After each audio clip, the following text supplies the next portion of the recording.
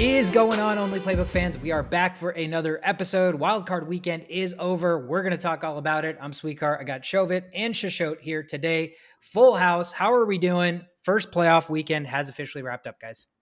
Doing pretty good, doing pretty solid. It was kind of exciting. I thought the games that I covered were going to be like lopsided affairs and they're going to be boring to watch. But hey, surprisingly, a lot of games were fun and interesting to watch. So glad that didn't come into fruition. Yeah, I think they were all fun, right? There was no, except for the Cowboys game, everything else was pretty dead on. And the magic number was like 31. If you scored 31 points, you would likely win the game, unless we'll get there. Yeah, a lot of scoring. That's what I noticed. All of the overs hit, except the Cowboys game, which lost by the hook. And we'll get into that. So that there was no reason that should have lost, right? There were 4 chances to No. have that hit, and that didn't work out. So a lot of scoring, more scoring than I think Vegas predicted. But Shovit, you're right. We talked about it on the preview episode. We're like, man, all the games you're covering, the spread's like almost double digits. Game's probably not going to be close, and most of the games were close. So let's get into it. A couple things I want to jump or talk about real quick before we jump into the action, guys. So let's kick it off with water cooler talk. I guess the cause and effect, the effect of what happened for the Chargers during their game, which we'll talk about. Shashot, you'll talk all about that game. But they did, in fact, fire their offensive coordinator, Joe Lombardi. Spent 2 years with the team. Weird that you scored 30 points in a playoff game and you get fired. But there's obviously reasons for that. Which we'll talk more about, as of the result of the game. And then the Browns, who were not in the playoffs, did some coaching shuffle. They hired Jim Schwartz as their defensive coordinator, who he's a known guy in the NFL. He coached the Lions back in the day for a couple of seasons. And most recently, like his most notable position, he was the defensive coordinator for the Eagles when they won the Super Bowl 5 years ago, 2017, 2018. So he is officially going to be the Browns defensive coordinator. We know their defensive side of the ball was atrocious. So a couple coaching changes there. And I'm sure as playoffs progress and as the offseason gets into full swing, we will see a lot more coaching shuffle. That is all I have for water cooler talk. Guys, let's get into it with the rundown. I will kick us off. The Seattle Seahawks traveled to San Francisco to take on the 49ers for a third time this year. What were we hearing all week? You can't beat a team 3 times. It's hard to beat a team 3 times. Well, when you're the San Francisco 49ers, it quite frankly does not matter. They were favored by 9 points, and they did cover the spread. Final score looks a little bit more lopsided than I think the game environment and watching the game led us to believe. 23-41, San Francisco wins by 18. Over 42, San Francisco nearly covers that by themselves.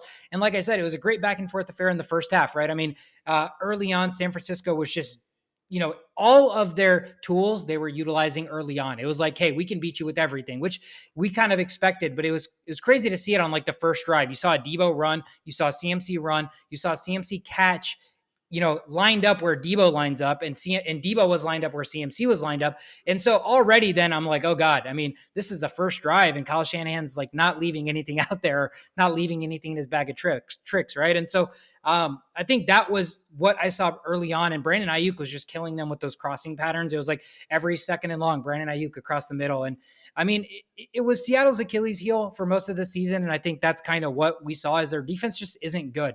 They weren't generating any pressure. Brock Purdy had about 5 to 7 seconds to throw on most of his dropbacks. So, I mean, at that point, you're going to find guys. He did his job, was accurate. But credit on the other side in the first half. Geno Smith used his legs a ton. He had that bomb to DK Metcalf in the first half to take the lead 14-13. And, the game was good there, right? I mean, the 49ers were scoring. Seattle came back and scored. 49ers scored again. Seattle answered. And before the half, Seattle actually kicked that field goal to take the lead. So you're looking at a situation where Seattle has the momentum going into halftime. And, the 49ers defense that's supposed to be amazing has already surrendered 17 points and a 65-yard bomb to DK Metcalf. So the second half was set up to be epic. But I don't know if it was adjustments. I don't know if it was they were just like, all right, let's just kind of kick it into gear. But the second half was basically all San Francisco. San Francisco started off the second half with a huge drive, scored the touchdown, and Seattle's about to answer, but that's when Geno gets strip sacked inside the 20. And I think that was it, right? I mean, we saw a game where it was back and forth, which team was going to get stopped first, which team was going to turn the ball over first. But San Francisco having that 8-minute drive to start the second half and score. Seattle was about to answer and they get strip sack. I mean, that's a demoralizing change of events and kind of the turning point of the game. After that, it was all San Francisco. I mean, Seattle had a garbage touchdown at the end of DK Metcalf, but again, Final score 41-23. I mean, let's give some credit where it's due. Big Cock Brock, 332 through the air, 3 touchdowns, no interceptions, scrambled when he needed to, 4 for 16, and actually ran one into the end zone on that quarterback sneak for a touchdown. CMC, efficient as hell, 15 carries, 119 yards, caught 2 balls for 17 yards and a touchdown. Debo, Swiss Army knifing it up, 6 for 133 and a score, ran the ball 3 times for 32 yards. So again, they were using all their weapons. Ayuk got into the action. Kittle had some timely catches. And again, Geno Smith on the other side, 253 through the air, 2 scores, 1 interception, 4 through the ground for 28 yards. Kenneth Walker got into the end zone once. DK had the monstrous day, 10 for 136 and 2 scores. That's exciting to see. Tough matchup in the playoffs. DK, can he be the true number 1? Can they feed him the ball? And I mean, they fed him the ball and he really responded. He was against Jarvarius Ward for most of the game, and that's a tough matchup. So for him to put up those numbers, pretty impressive. Lockett, 6 for 39. He came into the game hobbled and really, ultimately was a non-factor. But when your defense allows 505 yards of total offense, guys, you're really not going to win the game. You force 0 turnovers and you allow them to convert on over 50% of their third down. So again, fun matchup in the first half. Second half, San Francisco put their foot on the gas and took care of business. What did you guys see in this game? Yeah, I saw Brock Purdy doing some pretty nice things. I hate to keep saying that, but he looked good. And so you mentioned it while we were watching the game that he keeps going to the left, and I noticed that like he keeps going to when he's rolling out, he's going to the left, and then he kind of made that adjustment right with that one play where he kind of looked like Patrick Mahomes in the second half. He went to the right and throws the touchdown, and so it's like things like that you're seeing improvements on Brock Purdy. So is he the real deal? I think he is, man. I think this guy's got something, definitely a talent that they have found. Yeah. What's what's really crazy is you can put quarterbacks like Sam Darnold and some of these athletic guys that we don't know them for the athleticism, and I think they could succeed in an offense like this. It's I hate to just go all Purdy, just like all like Purdy's the man. He is because of what we're seeing, but with this whole package of a team, like as a professional quarterback, this is what you want, and you're getting it. So it's still not enough evidence to be like Purdy is the future, but he's shown us everything that you want from a guy. Just forget a rookie, just any player that you could just put in there and get 2 touchdowns a game, you would want, right? Even Garoppolo was struggling in some of these situations that Purdy is not struggling in. So that is obviously some positive signs towards the future of Brock Purdy. So yeah, I like him. I like him a lot. I like quarterbacks that like to throw the ball, but they can still escape when needed. And that's just where it's going. Like the NFL is just going directly to that. The passing quarterbacks, it's over. Like it's over. Yeah, and he's the perfect example because you're right, he is a pocket passer, but when he needed to, he was scrambling. That touchdown show that you mentioned, that was all because of him, right? He actually did. I rewatched the play like right before we recorded. He actually ran to the left and it was immediately covered up. So then he scrambled to the right and then he sees CMC wide open for that touchdown, right? I mean, those are really, really little things where, you scramble to the left and it's not there. You can go down, you can throw the football away. But for him to try to extend the play and come back to the right for a guy who's not really known for his speed, he looks good. And I think this is the thing that is going to help him the most, right? I mean, it's an uphill battle for him. You have Jimmy G, you have Trey Lance. And I think, when push comes to shove, he's going to continue to get overlooked in my opinion, like unless they go on a historic Super Bowl run and he's the reason, etc. I still think he's going to get overlooked by Trey Lance. I think he's going to get overlooked even by Jimmy G. But the great thing about this for Brock Purdy is it's a situation that's beneficial and advantageous, but he's still producing, right? Like he's still doing what he needs to do, getting the job done, getting the ball out quick, having his reads ready pre-snap, and again, making plays and extending them where necessary. So if anything, this gives this guy, this 7th round pick, a lot of confidence that, hey, if I get shipped, if, this is a way to boost my stock and they ship me and another team's like, hey, we want to give you a shot. He's got the confidence that he's been able to do this. He's been able to do this now in a playoff game. He's been able to do this like in 3, 4, 5 straight games now. And it's not just getting by. I mean, the dude's thrown 2 touchdowns in every single game at least. So again, this just gives him that confidence. If the future is Brock Purdy somewhere else, if he's going to be the guy here, it's just a long way to go for a guy who, just imagine your trail where you're the last pick of the draft, especially as a quarterback in this league. Not only are you not starting, you're not even the backup. So for him to come full circle in one season, to go from 3rd string to starter, playoff game winner, I mean, again, there's a reason his nickname is so perfect for him. The dude is literally Big Cock Brock. Yeah, literally, I don't know, but No, I'm just playing. Figured, Oh, yeah. yeah, that's true. No, yeah, he's awesome. Can't, got nothing bad to say about Purdy. Nothing bad at all. All right, next game up, man. This was, just another slap in the Vikings face. Do something really amazing, and then there's another team that does something better in the playoffs. Very similar. And now everybody forgets about the Vikings game, right? So the Chargers just did casual, usual, probable, most likely Charger thing that they could ever do, and that's lose a game in the worst possible way.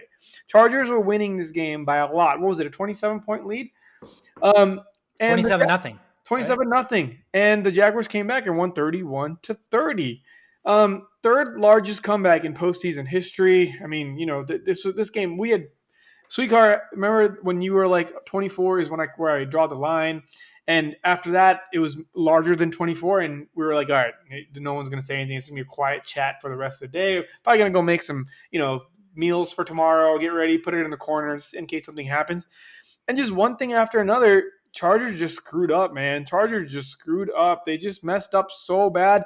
The usual plays that they run, they didn't run. They started running the ball more with Eckler. I mean, like, it's just the things that you were doing that led you to victories, they just stopped doing all of them. They just stopped. And you can kind of see the momentum shift at that point, and you're like, wait a second. The Chargers are just doing everything that they normally don't do, and then the Jaguars are getting all their best players involved, right? Who scored the 4 touchdowns for the Jaguars this game? Ingram, Kirk, Jones, and Jones. Like, their 4 best players, they were like, you know what? Let's get these guys involved, and we have nothing to lose at this point. We need to get everybody involved. And that's the exact opposite of what the Chargers did. They're like, let's start doing things that they haven't seen before in case, like, this is not the time to do that.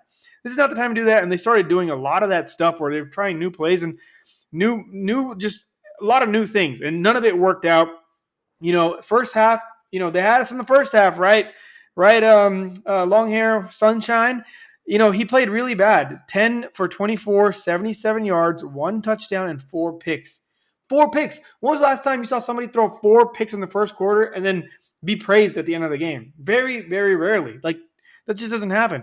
And in the second half, 18 for 23, barely any incompletions, 211 yards, 3 touchdowns, and no picks, 144.5 passer rating. He just kind of turned it up, and that's kind of what we expected all season long from Lawrence, and we'd never really got that, I am here and I am here to play. We saw like little hints of it here and there, but that second half was insane.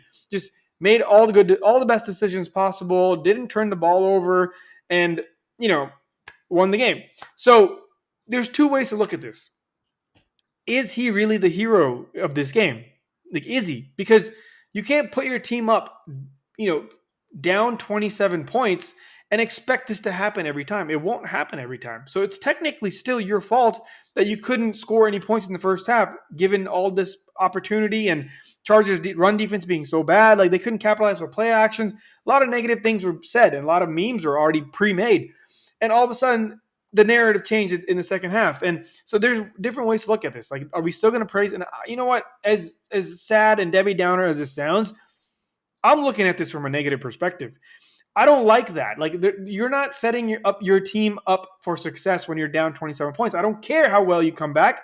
That is not a formula to win in the playoffs. You can't let that happen. Just got really lucky in the sense that things all just played out, and there are 4 superstars. Well, 5 superstars. Well, 3 stars and 2 3 superstars and 2 regular stars. How about we say that? And all of them showed up, and everything just worked out perfectly. Chargers just doing casual Chargers things, and they just got really lucky. So at the end of it all, what I really want to say is that Jaguars have a huge task ahead of us. I don't want to get too ahead in our preview matchup or whatever, but man, they have the worst possible matchup in the NFL right now. And coming from this struggle bus of a game, I'm not sure I've seen enough to be like, oh, Jaguars are so good. They're going to get their ass kicked, even from what I've seen so far this postseason. So, you know what? Cinderella stories always happen, and maybe this is one of them.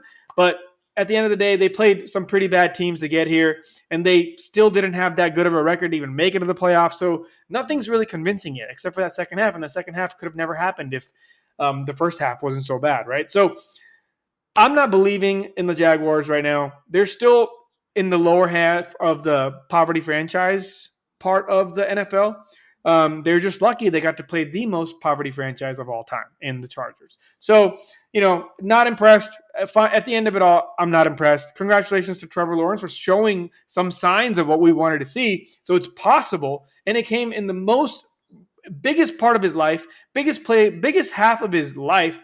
It was nice to see that, but am I going to see more of that? I am more on the skeptical side. Yeah, I mean, this was a wild game. At some point, I was like, I can't watch this anymore.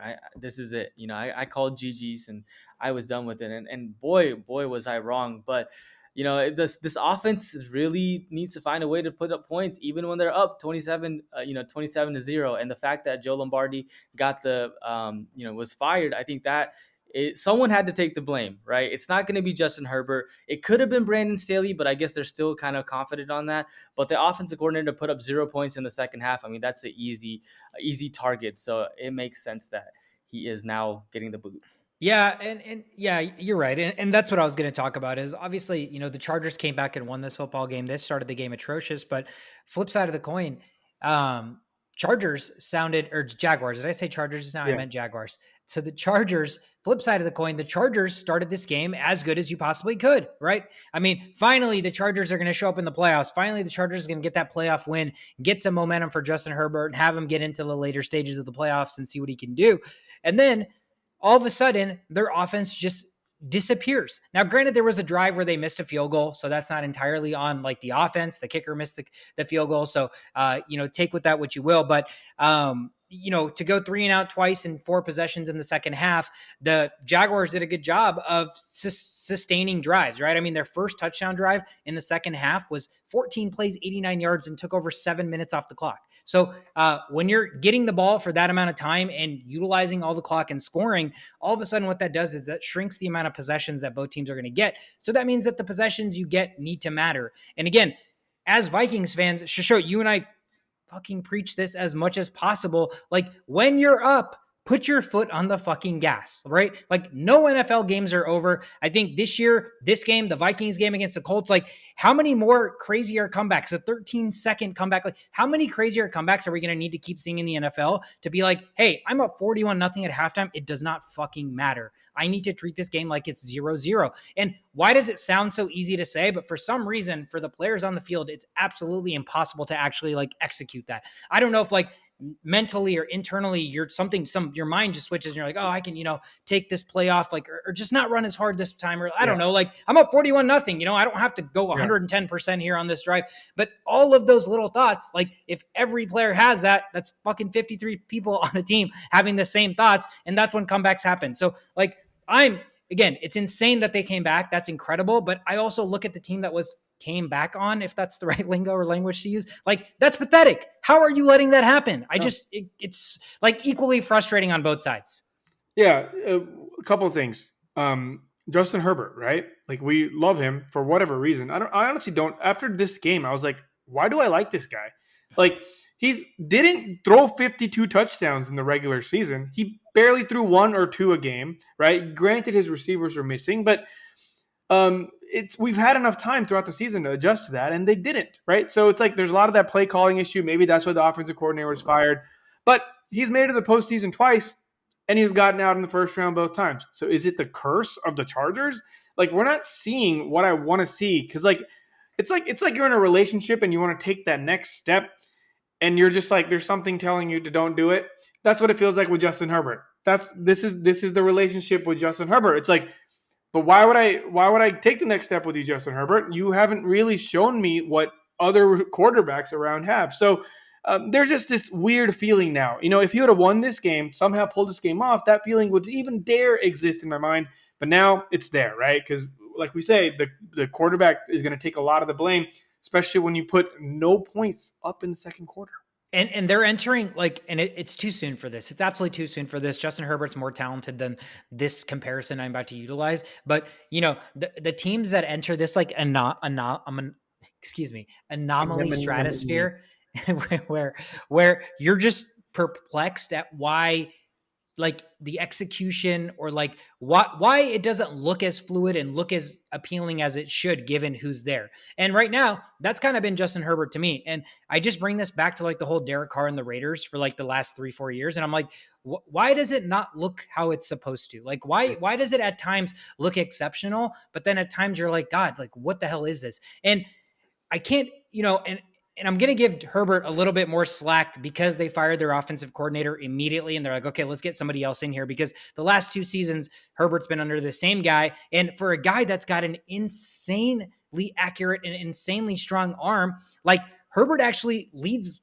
or is top 5 in the NFL in checkdowns, right? Now you also have Eckler. So like, why would you not use like that guy who's incredible? But at the same time, this guy's got an insane arm talent, like one of the best we've ever seen, but it doesn't seem like he's like getting to utilize that, or that's been completely unlocked. So let's see if despite having that, is he still going to be the Herbert, that refuses to maybe get the ball downfield because I don't know, he just doesn't want to. He prefers to check it down. I can't pin that on him yet because he's not been in the league long enough, and he's changing his offensive coordinator now while he's still young and still hasn't hit his prime. But that's been my kind of weirdness with him is, yes, you have Eckler. Yes, they use a lot of plays to run screens and stuff for their tight end, etc. But you have a guy that's got an arm, on par with Josh Allen and on par with better, maybe even than like the Allens, the Mahomes. Like he's there. He's got a better arm than Joe Burrow. And yet he's not making enough deep passes. He's not getting the ball downfield enough. I just feel like that part of the game has not been unlocked, whether that's Staley, whether that's Lombardi, and now he's gone. That's kind of what I'm looking for the Chargers. I know we'll talk more about the offseason and stuff, but for them heading into next year, man, like let this guy cook. This is like let Russ cook, but let Herbert cook. Like if he really can't cook, let us be the deciding factor. Let us see that with our own eyes on the field, on the tape. But until then, that's kind of what I'm looking out for. Jaguars, like you said, showed, it's going to be an uphill battle for them. Great comeback, but I think at this point, just even if they lose next week, this is already chalked up for the Jaguars as a successful season. So they're kind of playing with house money at this point. Yeah, I think, and one last point on the Chargers, I think you're absolutely right. But the fact that they lose Mike Williams and they're not able to utilize Joshua Palmer and those deep bombs, like if you look at Josh Allen's throws and see where he's connecting, right, he's throwing these deep bombs to Diggs, and all of Herbert's throws were like 10 to 20 yards. Like that's it. Like all the little dots that you see on there. So they're just not figuring out how to utilize the weapons that they already have.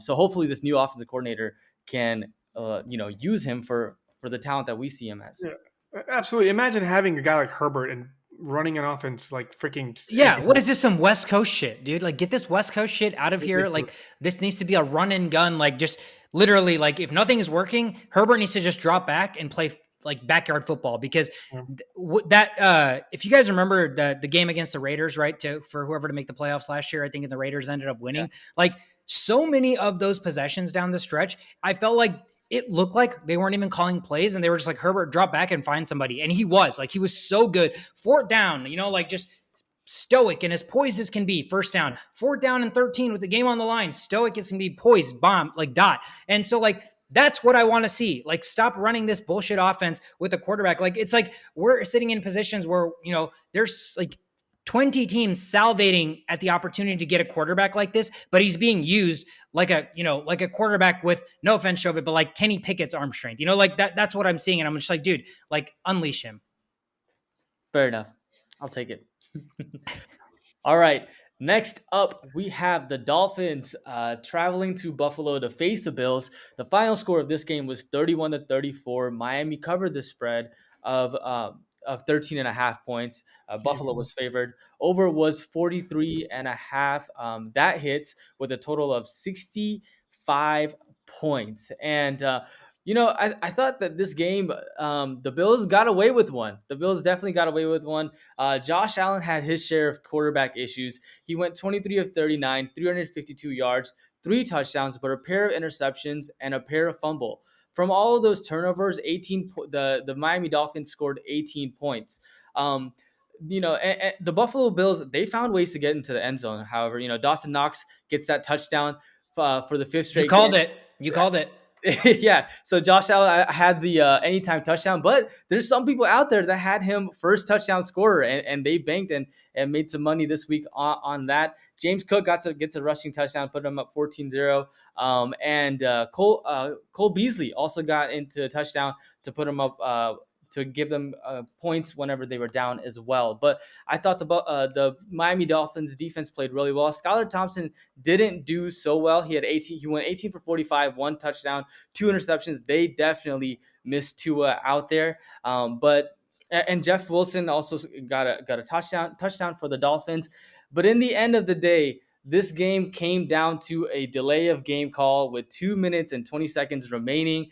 The ball at the 49. It's 4th and 1. They just need to convert that first down, maybe get a QB sneak, and they don't have any timeouts. The clock runs out.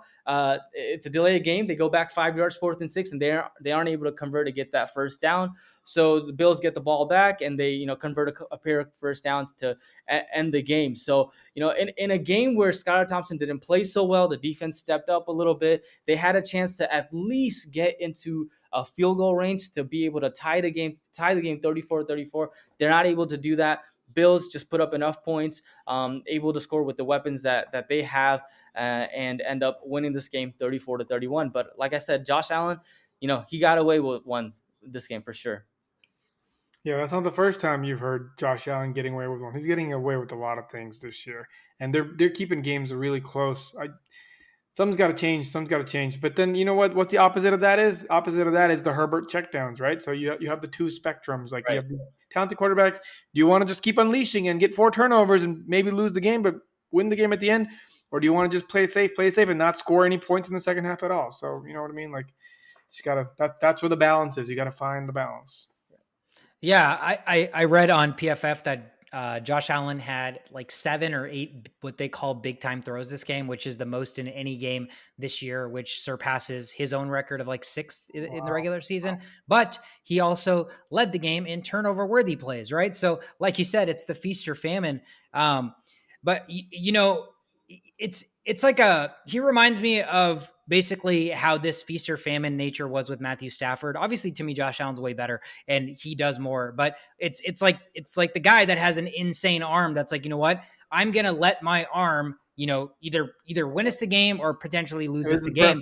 This is like the new age Brett Favre. It's literally like Brett Favre, but again, you're seeing more interceptions than the rest of the league, but it's a different NFL. Like the player that leads the league in interceptions is like 14 or 15. Like, remember when that used to be like 30? Remember that used to consistently be in the 20s? Like, it's just a different NFL nowadays. So I think when you're a player of Allen's caliber, like there is a downside to that, right? Like in a crucial situation, he could throw a costly interception, but he himself is so full of self-confidence that he knows that if he gets the possession back, he just as quickly can throw a 75-yard touchdown pass to Stephon Diggs or Gabriel Davis, right? So I think he's making the decision. He's the quarterback. He decides whether he wants to throw that football or not. If he can make up for his mistakes by still winning football games with his arm, which again, he still threw for 353 and 3 scores. So, all the 2 interceptions he threw, he made up for it by, getting those touchdowns and creating plays with the big time plays and big time throws. But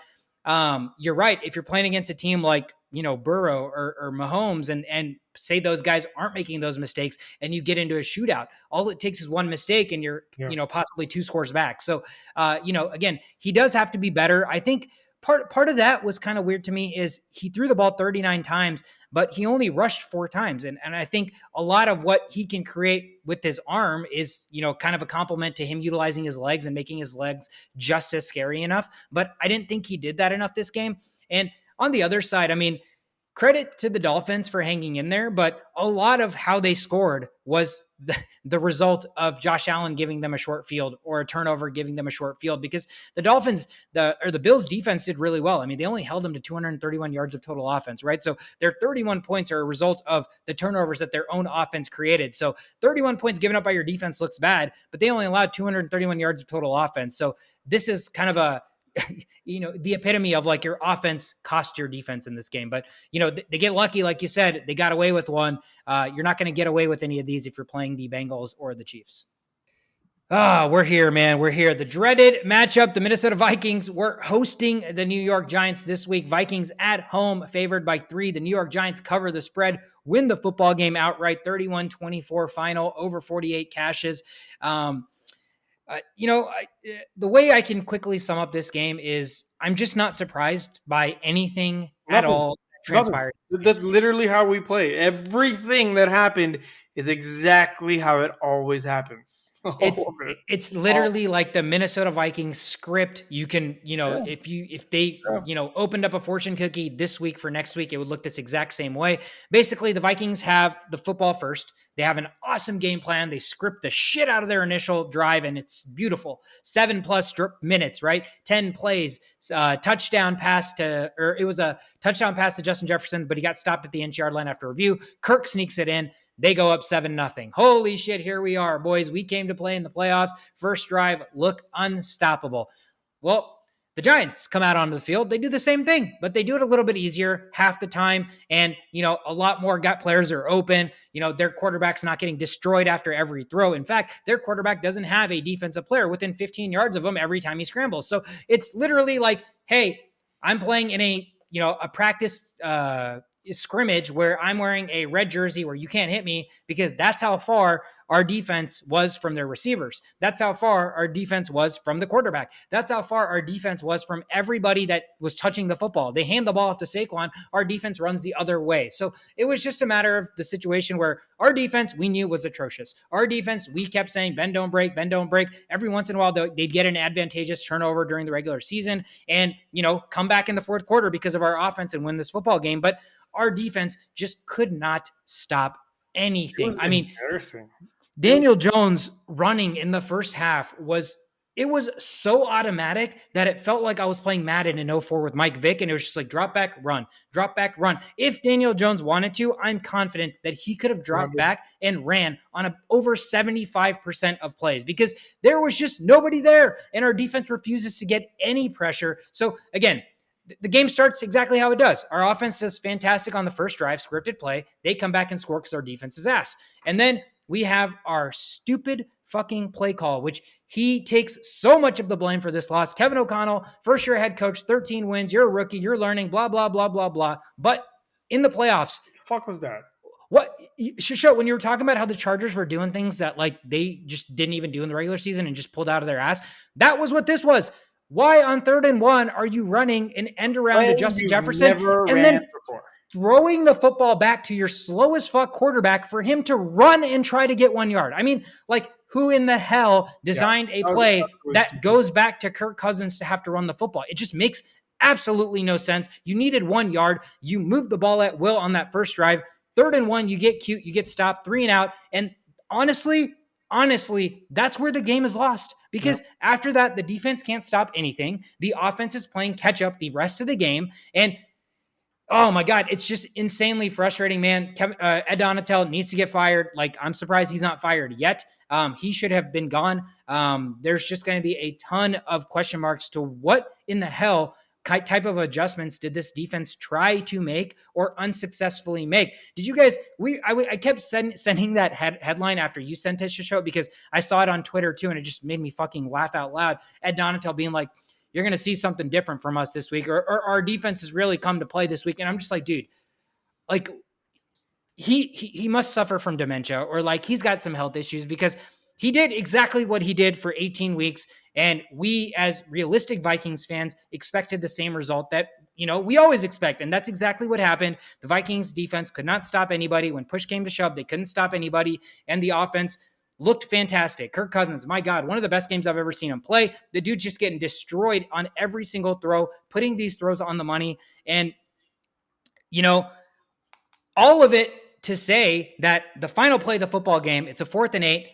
It's a 4th and 8. Game's on the line. It's basically the last possession where we're going to have the football. And on 4th and 8, one, why is there a play call where there's a design where one guy's even not past the line, like past the first down? That doesn't make sense to me at all.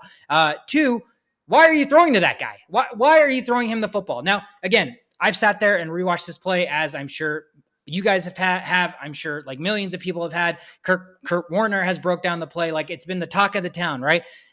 And it doesn't even matter who's back there. I like, when the game is on the line, when it's fourth down, like when you have nothing to lose, it's literally your season. Like you just got to throw the ball past the first down. Like there's just no ifs, ands, or buts to it. If the guy's wide open and you're dumping it off to him and there's nobody within 10 yards and you see that, that's totally fine. But you just have to throw it further than that. But I'm not going to blame Kirk. He probably had the best game of anybody on our entire team, basically. And again, KOC, man, scripted drive. 4 times they threw the ball to Justin Jefferson. I'm like, holy shit, he's going to have like 20 catches this game.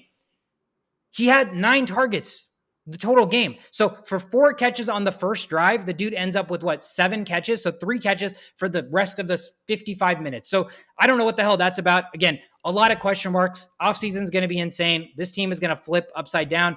Credit to the Giants. Again, they exploited our weaknesses. We couldn't stop anybody, and the Giants did just enough. Daniel Jones ran the football at will. He earned himself a contract, in my opinion. So, best of luck to them. But the Vikings are gonna be same old Vikings. I'm not giving any credit to the Giants. I'm not gonna.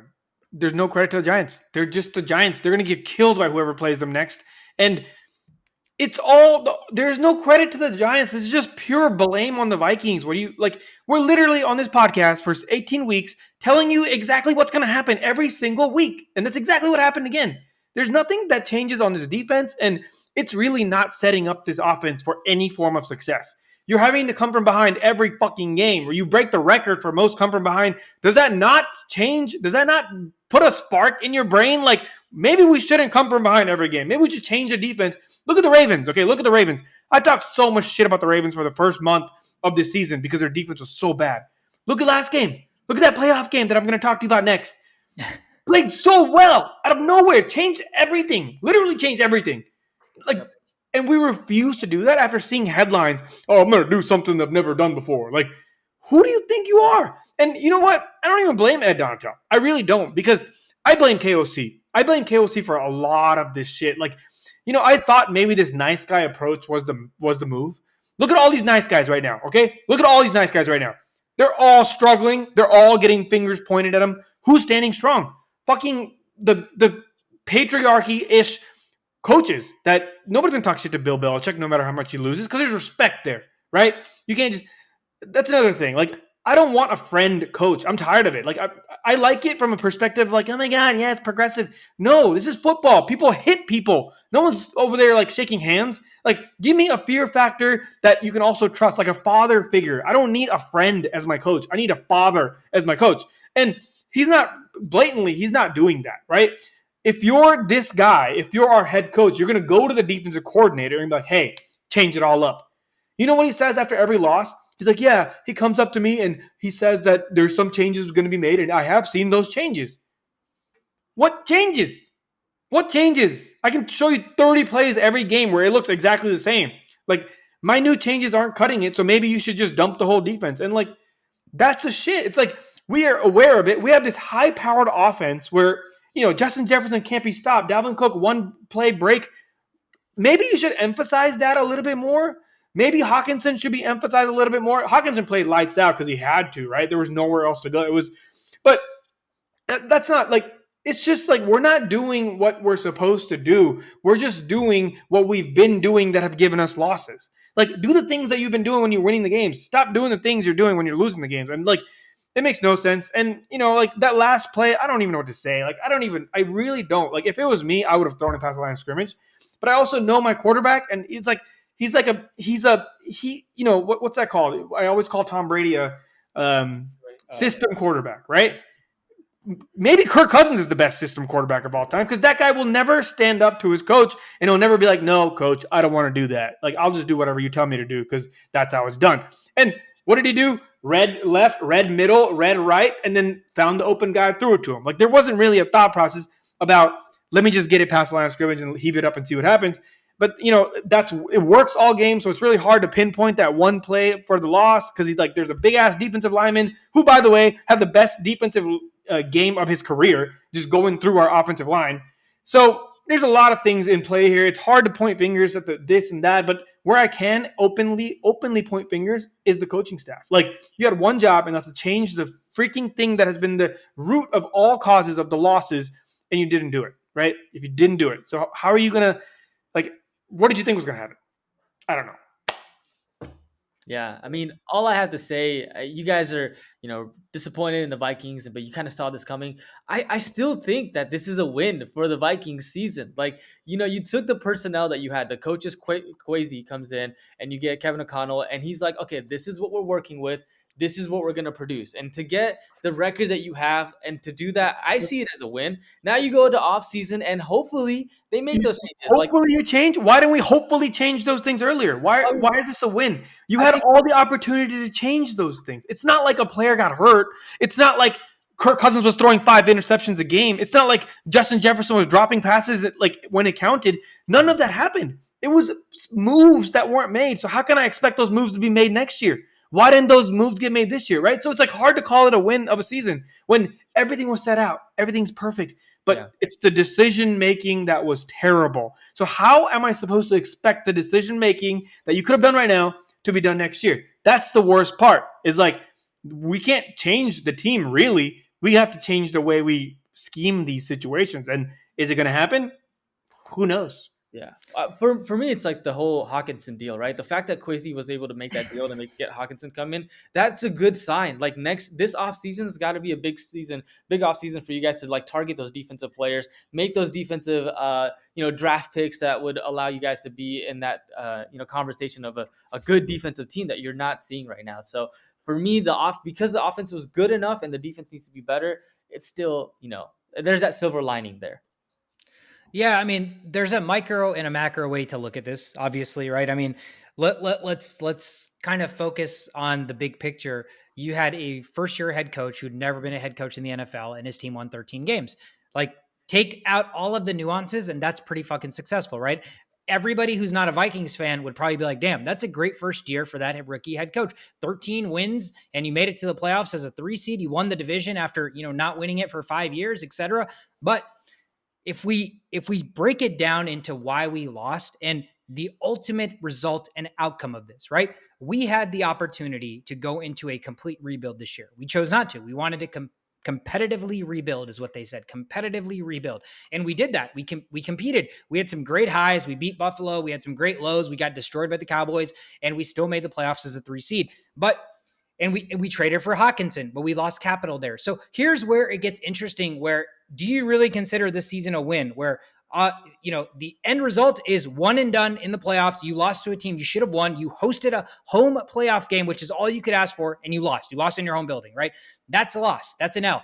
Your defensive coordinator is going to have to go. But with him, you have like almost 7 to 8 players that started for your defense that are like 35 years old or older and on an expiring contract. So all of that's going to go, which means you are going to have to rebuild the defense from scratch.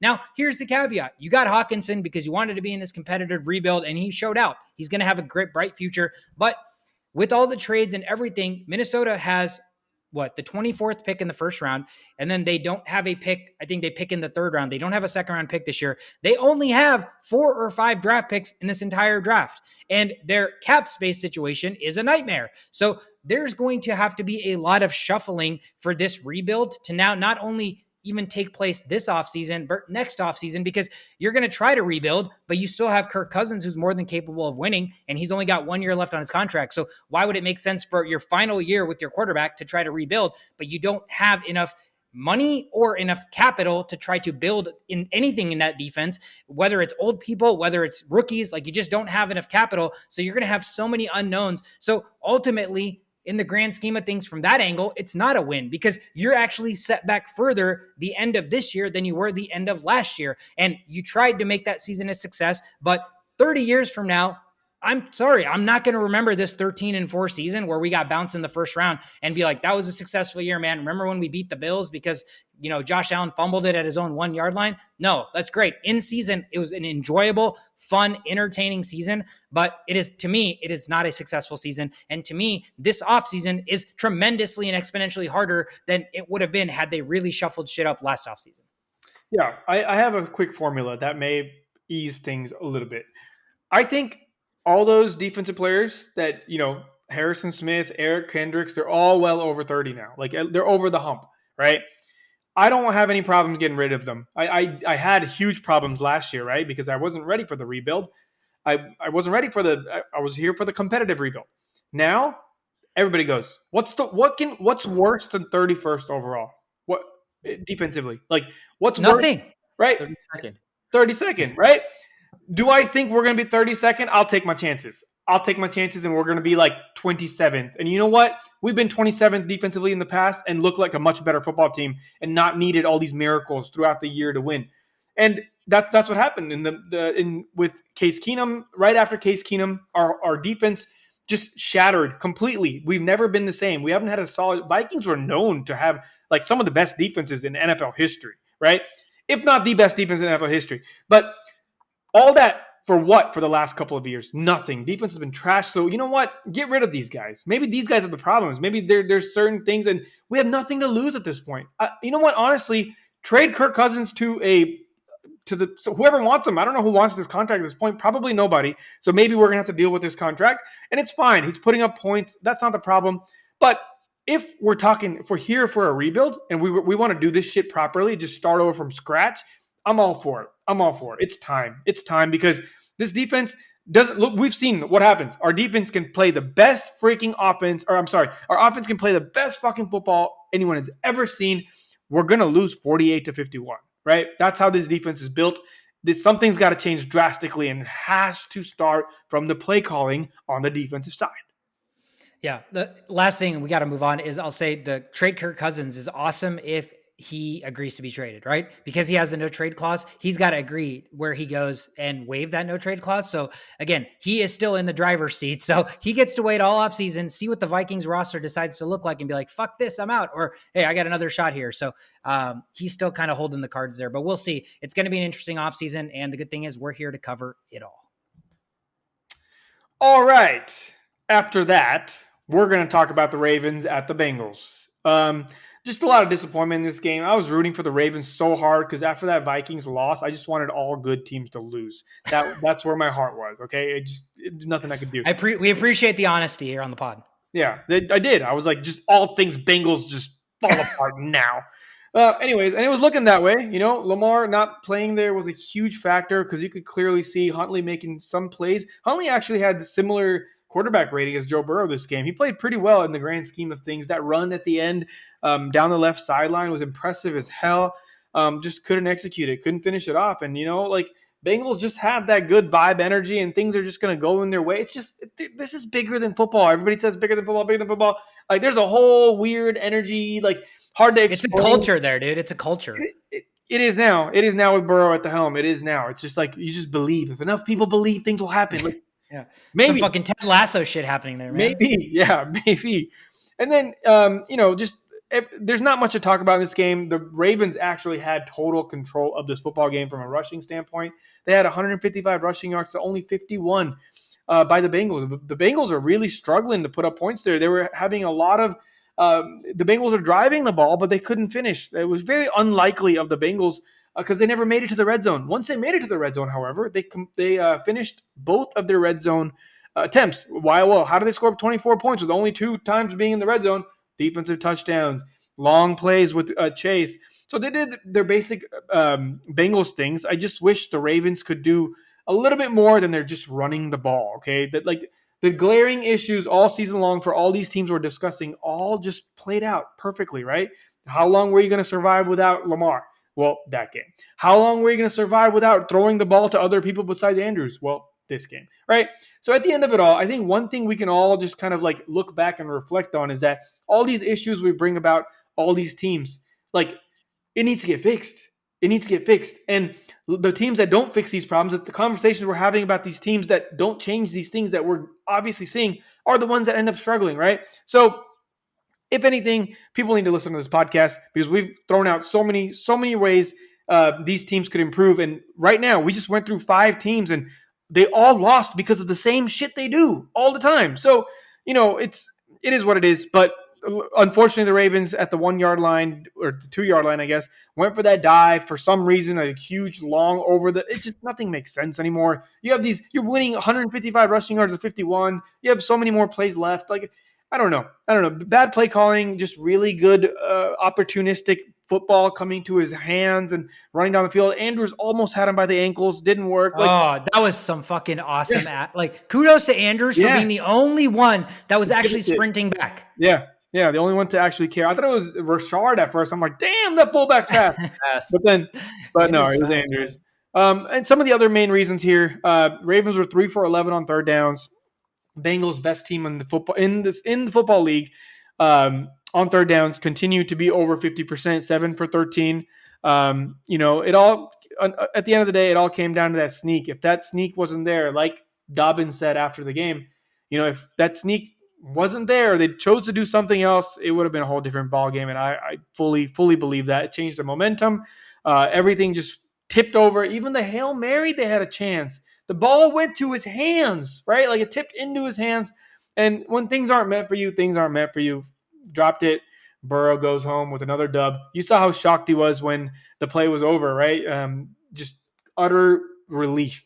Like a lot of these quarterbacks that think they won this game, you don't really see a sense of relief. You just see like a yes, fuck yeah. You saw this huge sense of relief, and you're like, damn, almost had you there, Burrow. Almost had you. So Yeah, I mean, you said it. They were outplayed. I mean, they were outgained on total yards. They were outgained on the passing side, triple the rushing for the Ravens compared to the Bengals. The Bengals had more penalties than the Ravens. The Ravens ended up having that costly turnover, which was the 2 turnovers to 1. But they also had 4 trips to the red zone and they only converted once, where the Bengals were only 2 for 2. So, like, if you look at the numbers, the Ravens were the better team. They played the better football game, kind of outside the tackles or outside the hashes. But, in the intricacies and like the kind of the finite times, the Bengals executed where they needed to. And yeah, like you said, the reason Burrow's so relieved is he was not the reason they won this football game. In spite of his subpar play, they came away victorious. So he does, he needs to kudos the rest of his team because they carried him on this one. Yeah, and Dobbins is pretty upset. He thinks that he probably should have ran in that last play instead of the sneak there. And if Lamar was there, they would have probably won. But I was kind of thinking about this, and at this point, man, like Lamar probably just wants way too much. And if you're the Ravens, you don't want to pay that guy for a Michael Vick on your team that could get injured again. Like, well, how many championships, how many Super Bowl did Michael Vick win, right? Yeah, he had all these stats. He can run the ball, but he's not as accurate as like a Patrick Mahomes or even a Josh Allen. Can you really pay that guy this much? And Lamar's making his business decision, and so are the Ravens. So it's just a terrible thing to see. But yeah, if he didn't get hurt, though, I don't think we'd be having this conversation. I think Lamar would keep doing Lamar things, and we would see things happen out there. But the fact that he got hurt changed everything because he was banking on himself, and now sometimes it doesn't play out like this. Right. Not everybody can have a contract year like Aaron Judge in baseball, right? Right.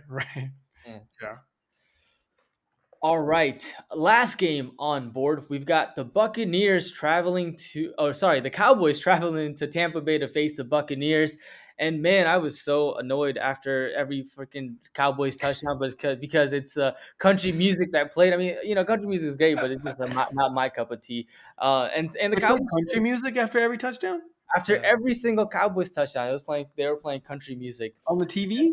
Yeah, like for the commercial break, like after the extra. I wouldn't know if I watched this game, but I was in Depresso land. I didn't even want to be on this podcast today, but I was like, I got to do my due diligence. Talk about I was sad, man. That was a fucking terrifying moment. But anyways, well, glad you're here though. But yeah, man, you didn't miss out. You missed out on. You didn't miss out much. You just Cowboys doing Cowboys things as far as scoring touchdowns. They had 5 total touchdowns. All Dak Prescott, all results of Dak Prescott. He had 4 touchdowns, passing the ball, 1 touchdown, running the ball on like 4th and 3, which was a rollout, which I thought they were going to call that on 3rd down. But they decided to go for it on 4th down, get the touchdown by rolling out with Dak. Dalton Schultz, man, he said, Hawkinson, hold my beer, and had 7 catches for 95 yards, 2 touchdowns, which was pretty impressive. Dalton Schultz in the last last couple of games in the playoffs and the end of fantasy playoffs has been really well. CeeDee Lamb quietly gets 1 touchdown. Michael Gallup got a little toe tapping touchdown after stepping out of bounds, which is impressive. Pollard complemented that with 15 carries, 77 yards, and then Zeke had 13 carries and just wasn't as good as Pollard was. Pollard, it was surprising to me when they were talking really well about Pollard, which I hadn't heard in like daytime television or like the announcers ever talking about Pollard being really good. We know that, but that was the first time for me just hearing that out. But it's funny because all the way I see this is I see all of the Cowboys player on all pro mode, and then Brett Maher on all Madden mode, and like the wind is like it's super windy, and he just can't get the controllers right because he missed 4 extra points. Man, the guy was psyched. Like he couldn't get in his head. Finally gets 1 extra point with the last touchdown. Close? With the extra points close? Yeah, Some of them, yeah. Yeah. First couple he kind of pushed, right? And then there was one that I thought went in because it was like right on top of the upright, but I guess they called it a miss. And then yeah, and then one of them was just like a spiral. Like it didn't even look like a kick. That one you could tell he was in his head. Like, Yeah, that was bad. It was terrible. And at one point, I think it's 4th down in the red zone, and they decided to go for it and get a touchdown on that play too. So because of Maher, Dak Prescott gets another touchdown as well. But that's enough of the Cowboys. They win, whatever. The Buccaneers, Tom Brady looked like Patrick Mahomes at times, man. He was like rolling out, looked 20 years younger, trying to throw it across his shoulder. It looked decent. Like we've never seen Tom Brady, and maybe he's just giving it all because it's his last game. But it didn't help because that same drive, he looked like Patrick Mahomes. He also threw an interception. He was 35 for 66, 351 yards, 2 touchdowns, and 1 interception. Just no answer, no way to compete against the Cowboys. Their defense played really well as well. And the way I was thinking about Tom Brady is like it's kind of like watching like Vinny Testaverde in his like final years of the season. Like, why is this guy still in the league? Like at this point, like who wants Tom Brady? Like I don't want Tom Brady. Nobody probably wants Tom Brady. It's time for him to retire. He's done great. He was the GOAT, but I think you got to go now, Tom Brady. Cowboys end up winning this game. I don't think I said the final score here. The final score for this game was 31-14. Dallas covers the 2.5 spread, and the under hits, which was at 45.5.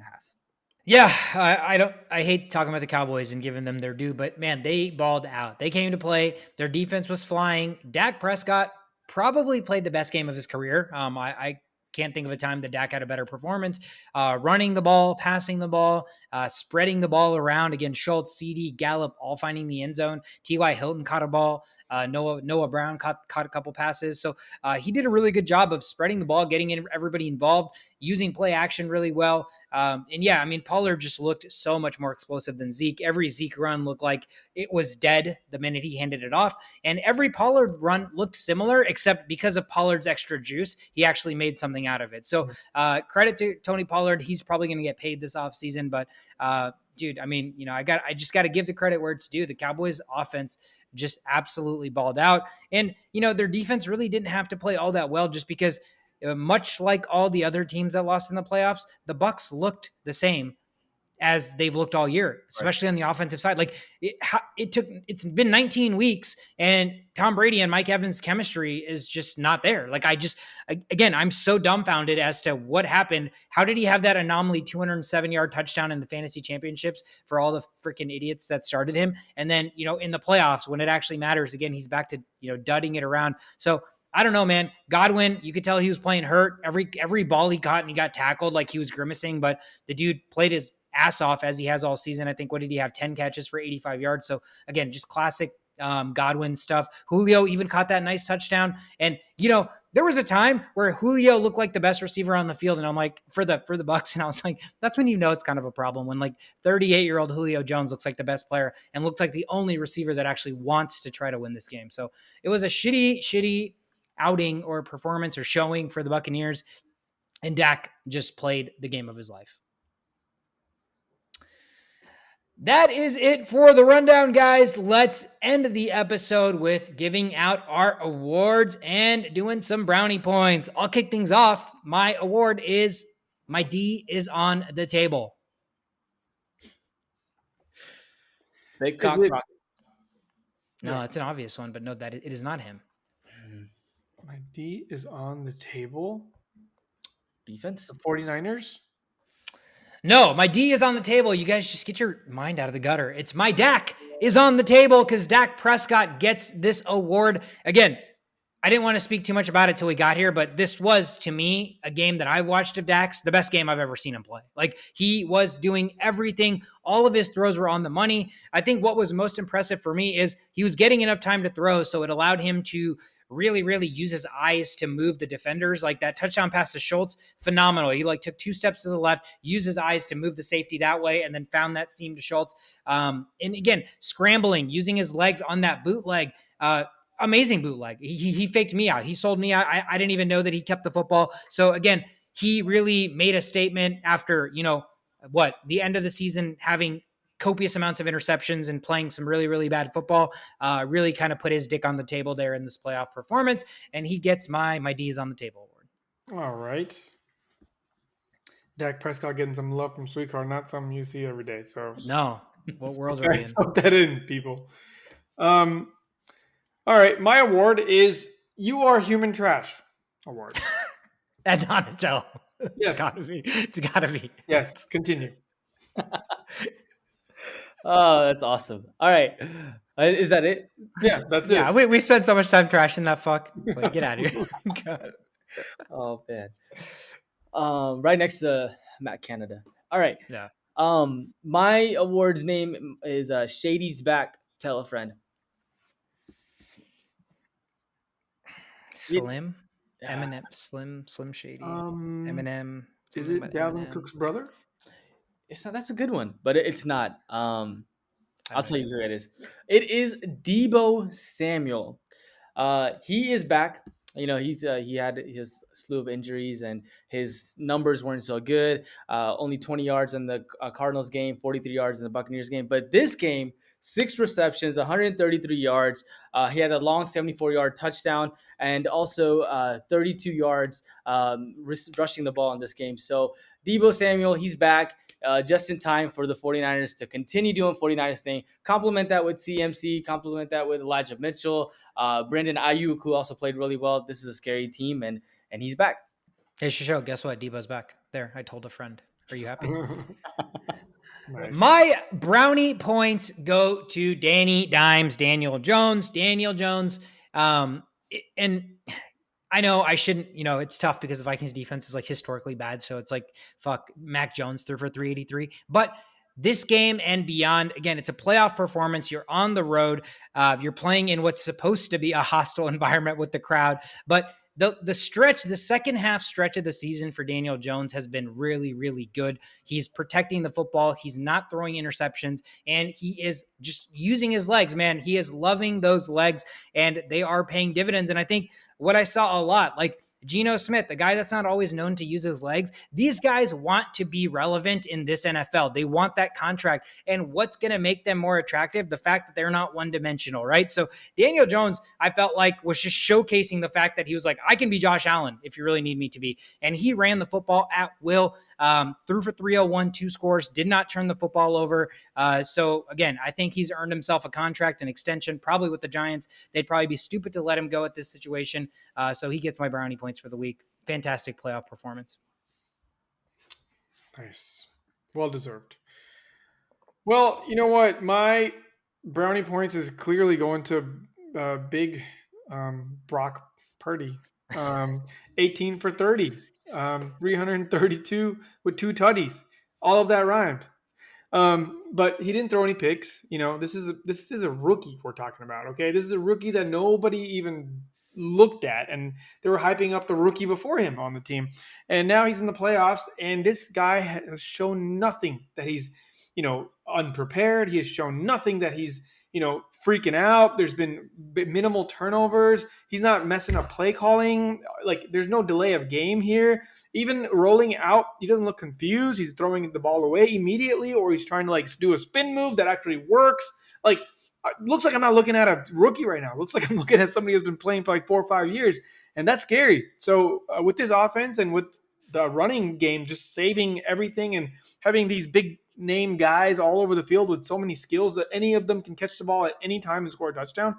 Like, dude, we're talking, MVP of the Super Bowl status right now with this type of play. If he makes it there with these 2 touchdowns, 3 touchdowns, that's MVP level. I kind of like these early odds. I'm going to take a look at Brock Purdy's Super Bowl MVP odds. I'll let you know. Probably the same as Kirk Cousins' early season odds. Yeah, that's definitely well deserved. You keep thinking that Brock Purdy is like, dude, this guy's gonna show his rookie self. Just waiting for him to be a rookie. It's gonna happen this week, and he shows out every freaking week. Yep. So yeah, it's definitely well deserved. All right, so you guys both pick quarterbacks. I'm also gonna pick a quarterback this week. My quarterback with the brownie point is going to Let me guess. Go ahead. Josh Allen. No, it's not Josh Allen. It's got to be. It's got to be Trevor Lawrence for you. It's Trevor Lawrence. Yeah. The guy gets 4 interceptions. First of all, you guys took all the good ones, so I got That's so true. We need to change up the rotations every once in a while. Yeah. But no, Trevor Lawrence, there's something to say here, right? 4 interceptions in the first half, and you think like this guy is done. Like he looks washed. He's not elite. And then it's a tale of two halves. In the second half, comes back at 4 touchdowns, leads his team to a victory, 27-point comeback, which is the 3rd largest comeback in playoff history. Just to be able to do that and have change your mindset when you go into the half and say that you're going to be you're going to bring this team back. That earns you a brownie point. So hats off to Trevor Lawrence. Hats off to the Jags organization to be able to come back and win this game. And he celebrated it like any, normal Joe Schmo would. He went to Waffle House. He went to Waffle House to celebrate his playoff victory. So he's just one of us, but with better looking hair, Great awards, guys. That wraps up another episode. Wild weekend for Wildcard weekend. Fun slate of football. We're hoping the divisional round is going to be that much more jam-packed. Better teams, better matchups. Boy, oh boy, we are going to preview it all on Friday. Thank you guys so much for tuning in to another episode. I'm Sweetcard. That's your show. That's Shovit. We're the only playbook. Have a great weekend, guys. We will see you on Friday.